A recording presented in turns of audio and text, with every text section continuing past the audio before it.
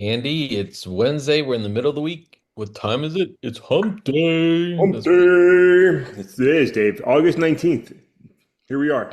Here we are. August 19th. And hey, have it's a little weird, but I've noticed like even though it's still blazing hot here, I got some trees that are starting to turn, and I'm like, wait, this is not right. You can't do that until September 1st. September you can start turning, but I don't know. I'm just not a big fan of that, Andy. Yeah. Have you talked to him? Have you counseled him a little bit? Explained to them the rules and expectations? Well, like I have really clear expectations that Yeah. the trees all bloom together. Yeah. So like you don't have one that's like, and this is a particularly colorful row when they do bloom, like or when they do change. And so it's like I don't want it to be premature, like a Yeah. premature bloom, Yeah. change.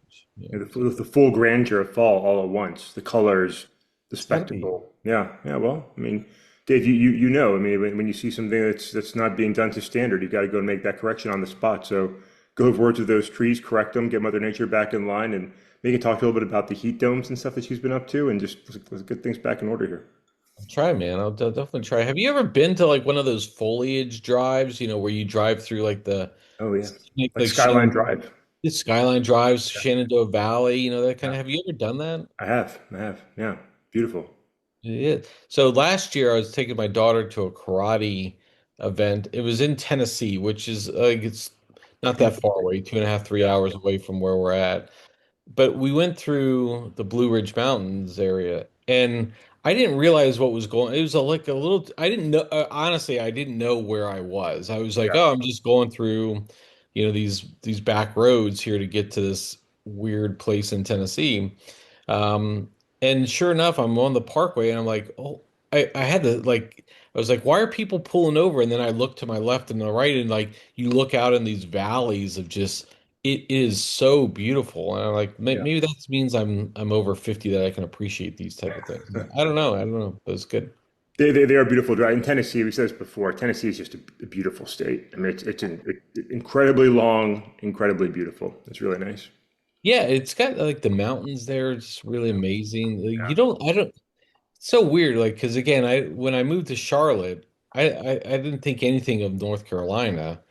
But it's an amazing state. It's got everything here. It's got these mountains. Oh, it's just amazing. So Tennessee's another one of those hidden gems in America that you like to talk about a lot, Andy. yeah, Like, America is amazing, and we have all these great things, and just shithead leaders. I think that's yeah, probably the problem. So. yeah. Hey, maybe President Pete Hegseth. That's the rumor. The guy wants to run for president. Oh man! All right, take us somewhere, Dave. Take us somewhere. Okay, well, I'm going to take you a couple. I'm going to do some quick hits this morning, Andy, because there were a lot of things. One of those was about Hegseth, Andy, and yes, I saw this yesterday. He's campaigning, I think, in Tennessee or somewhere, and there is talk Iowa, about Iowa. Hegseth for 28. Like, please, please run. I want this. I want this to happen Yeah, because I want this to be just Hegseth unleashed to see where he goes. But Annie, one of the things we're not talking about with the Iran war and this what's happening with the Abraham Lincoln is that it being on an extended deployment is generally not a bad, it happens, right? yeah, Even army units were deployed extra to keep forces in theater for a period of time to do specific action. It is demoralizing when that happens yeah, because you get used to a date you're going to go home. But one of the things we haven't talked about is like usually boats can go to safe port and refuel. That did not happen this time, and that's one of the things. But the reason for that, Andy, is there is no safe harbor yeah, in the Middle East for us to go to. So they would physically have to go out of the immediate area to somewhere else, and they just couldn't do that. But it speaks to what you and I have talked about before.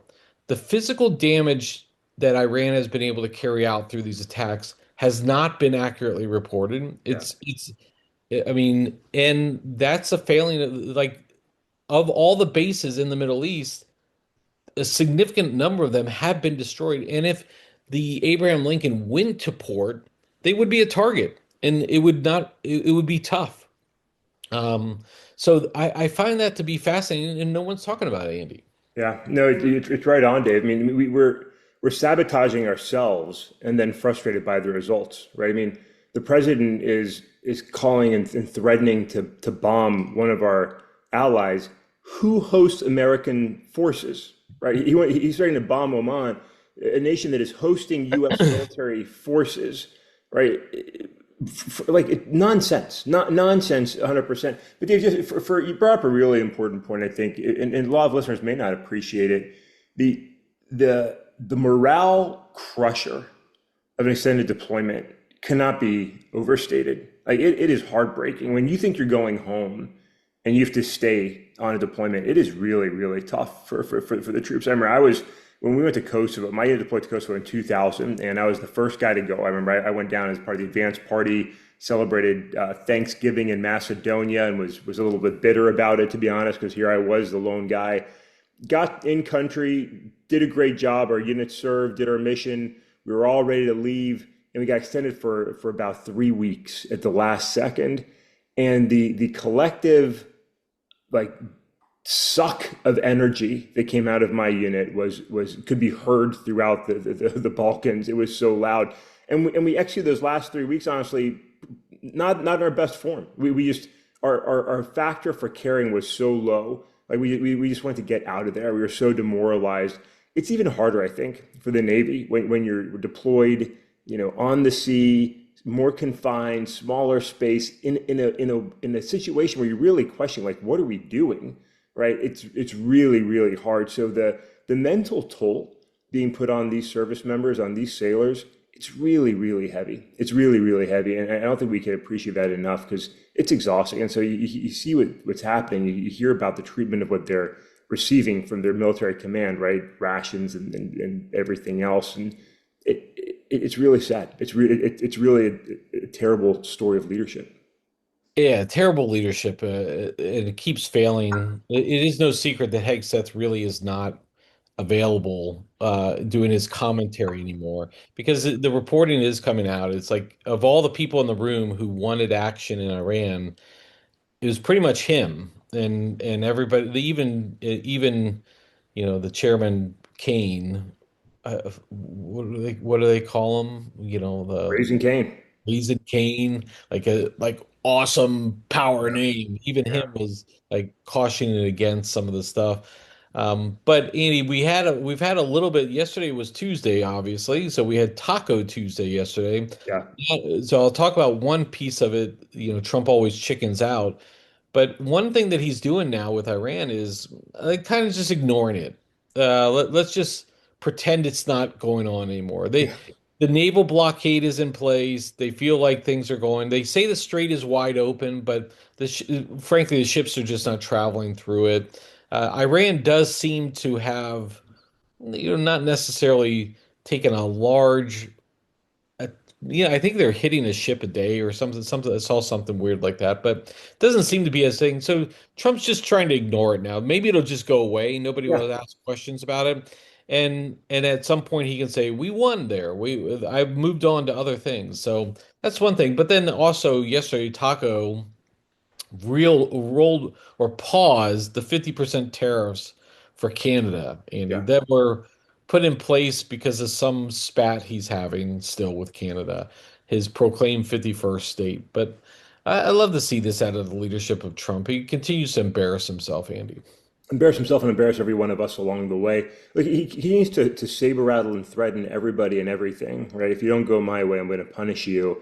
And again, we're living the presidency of a man who thinks that his whims and feelings are going to guide the actions of a nation, and they are because he has enablers, and you just watch the landscape, you watch everything that's happening, and there's so many things that just don't make sense and wouldn't happen any other time, right? Pete Hegseth, Secretary of Defense, not supposed to be out campaigning, but he travels out to Iowa in a personal capacity, as though you can just pause Yeah. being the Secretary of Defense while your nation is at war, so you can go campaign. I mean, like it doesn't work that way. You can't do that. We've got the most significant military action this administration has taken on that's involving a far broader region to include Israel and Lebanon and Gaza. We've talked about this before, and we're listening to Jared Kushner. Where's our Secretary of State? What is Marco Rubio doing Why is the guy that got nominated and confirmed for a role not the one that's speaking on behalf of our most significant negotiations? And who is Jared Kushner to be doing it? He's not. He's not an ambassador. He's not. I mean, like, why are we using other people instead of those we should have? And then just all the weirdness and discomfort around the president's girlfriend and all these. Like, it's just so ugly. It's just so gross, and it's just entertaining one man. We're all living through the entertainment and enablement of one crazy fucker, and we have to deal with it. We have to deal with it, and it's just brain breaking. It's brain breaking that despite his lowest polls yet, despite still over 30%, which is pretty remarkable considering the catastrophe of this administration.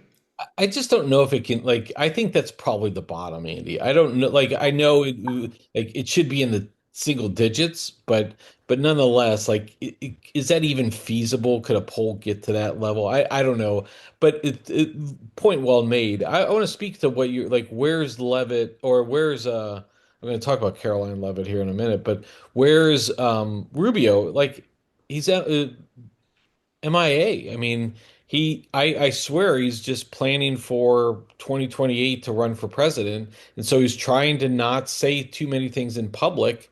But even when he does say things in public, he's such a fucking asshole. Like, that's the thing. Like, I actually wanted this guy to be president in 2016. I thought he had a valid, opportunity. I went to one of his rallies. I was like, okay, this guy is okay. I mean, my brother, who's worked on his campaign, Yeah, um, I mean, it was his communications director. I mean, I thought this was a noble man until you see that they really just all sell out. But I want to talk a little bit about, some of this people in the administration. And looking, we don't even talk about the fiasco that happened with the CNN reporter the other day, yeah, too. Just continues to target female reporters yeah, and berates them in front of people as if that makes him strong or yeah. something. But let's Demeaning, talk. demeaning attacks. I Yeah, mean, demeaning attacks. It's just unbelievable. yeah, Um, and I'm glad she stood her ground yeah, and just kept asking the question over and over while he told her to be quiet. What a fucking asshole. yeah. But I want to talk about Caroline Levitt, Andy, because I saw this article, shared it with you, or you shared it with me. I can't remember who shares what anymore. But this is a post by JoJo from Jers. I'm Jersey, not Jersey. Yeah, from Jersey. Oh yeah, Jersey, Z at the end. Yeah. So it says, "Goodbye, you poisonous fucking fraud. Caroline Levitt is leaving, but there isn't enough Febreze on Earth for this rebrand." So, like, this is an amazing article because she does not hold back. No, Let me just read some of the snippets here, Andy. The most repulsively mendacious, soul insolvent Trump area skank ever to plant herself behind that podium, opened the festering sewage aperture of her foul mouth, and disgorged lies, conspiracy, calamities, contempt, and taxpayer funded bullshit at the American press, is finally slithering out the fucking door. Of course she is. She can smell the rot on herself now. She can feel the accumulated filth of everything she knowingly, gleefully, shamelessly defended calcifying around her name. And suddenly, the woman who never met a Trump lie she didn't liqueur, polish, powder, or parade has discovered the exquisite appeal of the emergency exit. Andy, it goes on from there, and like we'll put a link in the show notes, but I encourage you all to look at it because this was an I wouldn't say it's unhinged because it was a very well written piece of a blog or a post or whatever yeah, using very direct language, yeah, but I think it's necessary. Like Caroline Levitt is finally either she like the argument is she wants to be with her kids. And look, she's got two young kids, get it. But she knows what she's doing behind that podium. She's not like she knows everything that she spilled or spewed from her mouth was a lie. yeah. And she sat there proudly defending it and proudly attacking the press corps. she doesn't deserve a second chance, Andy, anyway. Now, she'll probably get one. She'll probably find a home on Fox News or OAnon or whatever, Newsmax or whatever. She'll probably find some commentator role. But she and every other part of this administration need to be held accountable for the bullshit that they continue to put out time and time again. And this is a tough read in terms of like, wow, she Yeah. actually put that on writing. But man, it's on point, Andy. It was very well done. Yeah, no, it really was. I mean, it's brutal, and it's explicit, but it's right on, and look, all of the enablers, right? One, we should point out another high-profile female leaving the administration. Like that should just be noted, right? Only women leave this administration by choice or by force, never the men, and the men never do anything wrong. But all of these enablers, right? Whether they've come to realize that this is not the right thing and they're gracefully, respectfully bowing out, I doubt it, or they're leaving for genuine reasons. I think like going to be with your kids is a honorable, respectable reason. I can understand that. Whatever it is, all of these individuals that have enabled, empowered, and extended the president's lies and delusions and tried to make others feel bad, wrong, and less than for challenging this would-be king are gross individuals. You know what I mean? And yes, you can have forgiveness, and yes, you can give people a chance to turn, right? Like we've seen with the Tucker Carlson, Marjorie Taylor Greene, Thomas Massey alliance, whatever it is. I mean, I'll take it. I'll take it. But the violence and damage that you have rendered upon this country and the world, like it's so hard to say, well, like that's forgivable. Like it's so hard. It is so much damage and it's so inexplicable. Like to the 66% of America that is looking at this administration saying, what the fuck are we doing? Why is the Oval Office more gold every day? What is happening in our country? It's so hard to look at this group of individuals and say, no, it's okay. Just it'll be like we'll just forgive and forget. Carolyn Levitt's not going to be forgotten, and she can go run her mouth and spread her lies wherever she wants if she wants to continue that role. But it's really disgusting and shameful, and I'm glad to see her go. I'm glad to see her go. Yeah, Andy, and it coincides with like reporting that, and maybe she saw the light, Andy. Maybe she saw that she was now second fiddle to Natalie Harp, and so on. Maybe she saw like, hey, wait a second, I was on the decoy plane. Wait a second, Yeah, I'm not the plane. But Andy, the way that like Caroline, the puppet, and all these other individuals they they know what's happening and they stand there and they cheerfully yeah, attack and they cheerfully defend. Look, the Epstein release, it wasn't like some like they found out in some like, oh shit, his name was in here accidentally or like, oh my God, I can't believe this. They saw it. They had war room discussions about how to remove the president's name. And then they still got up there and attacked and attacked and attacked. And this is the shamefulness of this entire administration. Yeah, good. Like too fucking late, bitch. Like you're gonna try to resurrect your career. Let's like, I mean, you deserve the reckoning that comes with what you did here. can we just pause for a second? I mean, just like you started out talking about how the president's just trying to like kind of just move past Iran. Like, yeah, that's like let's just forget about Iran, right? It's kind of the game that we're playing today, at least. Let us not forget that there has still been zero accountability for the Epstein files, right? Women, girls at the time that were abused, right? Zero accountability in this country of law and justice. And we're just moving past it now. Like we grew tired of it. The president wore us out, dragged his feet. Thomas Massey got bounced in the primaries, and we're just like, nah, like let's there's so much other stuff to deal with now. Like no one's here about the Epstein file. It's not exciting, but like real victims, real harm, no accountability. Still, and to that end, I mean, of all the things maybe that Carolyn Levitt should hold her head in shame for, is to do that to other women, to other young women.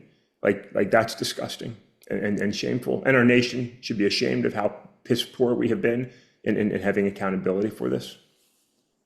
Yeah, quite crazy, Andy. Yeah. So, All right, Andy, want to talk one more thing here. Let's we'll move off politics, maybe All end right. on something All right. decent.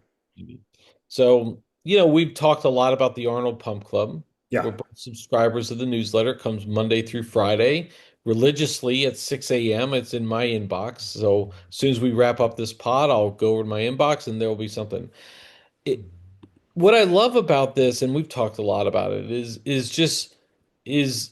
the the way it can relate to what everybody is going through on a day-to-day basis, the struggles that we face, talking about trying to demystify some of these polls and these studies that come out and talk about, oh, you can't eat red meat today or you can have red wine. Well, actually, the devil's in the details. They go into the details for you. They talk Yeah. about things very realistically. Yeah.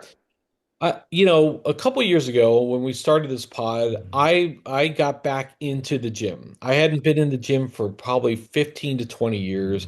Yes, I exercised through the army and did all that stuff, but I never went back and really weight trained anymore. Yeah. But I got back into it.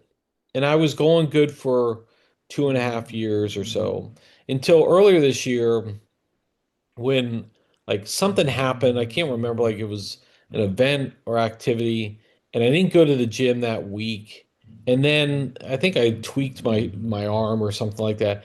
Didn't go back, and then I didn't go back again. And then oh, it was spring break, and I missed that week there, and one week became two, became a month, became 2 months. 6 months later, like I'm like, oh, I need to go back to the gym, and then I'm gonna go back on Monday, and then I don't really like that anymore or something. I'll do something different. Well, Andy, on Monday they had a great newsletter about hitting the wall Yeah. and about where people it's just a moment where you let something just continue to spiral, and then it grows to the point where that you've built this wall that now prevents you from doing it. And how do you break down that wall? Yeah. I did that this week, Andy. I just finally broke down that wall Sunday night. Changed up my routine. I've been every day since. Good for you. I want to encourage those like people out there. It's okay. Like sometimes I didn't want to go to gym because I like to work out alone. I don't want to see other people, I just want to be alone. And there were people who'd coming in and I was like, well, I don't want to see those people. What if they come in? You know what? Fucking break down the wall. I'm here for me. I do my shit. I'm done. Yeah. Yeah. Yeah. I think that's great, Dave. I mean, well, congratulations on getting back and doing it. And it is hard to overcome like those non-deliberate routines, right? One, working out is always hard because it's time, right? And none of us have time, right? We're all busy, right? And even if it's not real stuff we have to do, like we're still busy. We have routines, we have things we like to do, we have things we prefer to do. Days I don't work out, I'm always sort of like, wow, like I have so much more time today because I didn't go to the gym, right? And then like that's a fair trade. Like you're making a choice to go to the gym or to read a book or to do whatever. Like all of it takes time. You can only do so many things. But I think with working out, I'm happy for you. You got to go back and get started. And it's all about like what are you trying to do? Like working out is healthy for all of us. Like weight training, resistance training is healthy for all of us, so we can live longer, healthier, fuller lives, right? Not everybody needs to go and be Arnold, right? And most of us will never be Arnold, and that's fine. Like you don't have to go and spend 3 hours in the gym and do split workouts every day. You know what I mean? Like it doesn't. It's just knowing like what is my goal and what can I reasonably take on that's not going to become like consuming for my life. That's not what I want it to be, and be consistent with it. And I mean, they've written about this a lot the last few months. Actually, is look, you might not have an hour for the gym. Get 15 minutes, get 20 minutes. Like go do the most you can, for the time you have available. Make that time count, and that's okay too because that's more than doing nothing. And maybe don't get in there 6 days a week. Maybe get in there 5 days a week. Maybe get in there 3 days a week. But you know what? That's that much more than 0 days a week. And your body and your life will thank you for it. And so I think just it is easy to get into the routine of not going, and then all of a sudden you realize that you're not getting where you want. I'm really happy for you. You're able to make a pivot and get back in there. And it's you take it where you want to take it, but it's good for you. It's good for your family. So I'm really happy, and hope others can also take a little time and just do something, right? Just get in there and do something. However you want to do it, at home, in the gym, on the walk, whatever, but do something. Well, let me just read you. You talked about that part, and it's like, what? How do people build these walls that block them from doing the right things? And again, we talk about the gym, but it could be like a diet or eating things. It's like, like you said, it looks like doing 20 minutes when you planned an hour. It looks like doing the workout badly instead of not at all. It looks like restarting on a Tuesday afternoon instead of waiting for Monday morning, like Monday is holy. Yeah, It looks like eating one good meal after three bad ones instead of writing off the whole week. Again, it's those type of things. We build these walls. It's like, why? I just had three bad days. Well, shit, I'm just going to keep going down the bad road. No, it says like stop that and get back on track. And again, yeah, maybe it's a bad week, but don't let it discourage you. Get still step at it. One of the things I've never been able to do pull-ups, Andy. That's one thing I can't, but I've built such a wall up in my head that I won't even try them anymore. yeah, And what this is saying is like, hey, even if you can't do a pull up, and I think the most I was able to do is like 8 or 10 or something. I probably could not do one pull up today. yeah, But I won't even try. And this is saying, like, hey, look, even if you can't, like, it's not a matter of you get all the way up. You try day one and you do work on the other stuff of being on a pull up. The next time you do it again, maybe you get three-quarters of the way up. yeah, Then you get all the way up. And then you go, you got to keep trying to stay on that horse because a lot of this stuff, and this is what I struggle with, it is a lifestyle. yeah, It's not a fad. Going to the gym is not a fad. It's not because I want at 50 years old, I want six-pack abs. That's never going to happen for me. But it doesn't mean I can't be healthy. And again, resistance training. I'm sure Mama Jabor can tell you all about it. Resistance training is like, because look at her biceps. I mean, she's crushing it.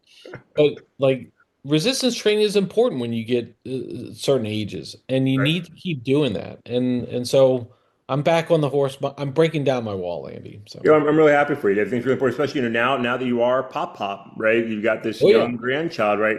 I mean, a lot of it, I think. I know we're running on time here, but like, it's knowing what it is that you're working out for. Like, why are you doing it, right? And just keeping your goals and your effort aligned with that, right? So if it's just to be healthier, so you can enjoy, for example, your grandchild, right? As your grandson goes to get a little bit older, wants to play ball, and you want to get out there and play ball with him, or like just every little bit of effort you invest today helps us enjoy that life a little bit longer, right? Because I'm committed to not being stuck in a chair watching television for the rest of my life forever for as long as I can. Right? I want to be as healthy as I can, as mobile as I can, as engaged as I can, as able to function as long as I can.